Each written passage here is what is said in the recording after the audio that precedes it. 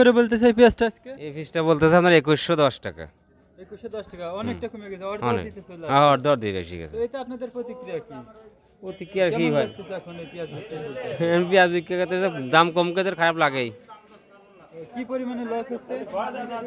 Loss বলতে কি, এখন তো বাজার কমিয়ে গেলে তো লস বলতে তো আর কিছু বলার নাই। হয়েছে একদিকে ফলন কম আবার দামও কম, হ্যাঁ হ্যাঁ এইটাই আর এটা কি। উভয় সংকট।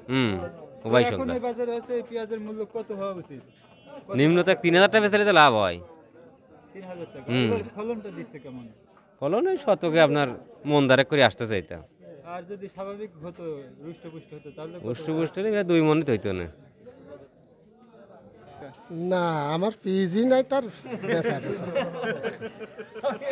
অন্যের পিস বহন করে আসছেন? হ্যাঁ অন্য জনের পিজ আমি ভ্যানে করে নিয়ে আইছি।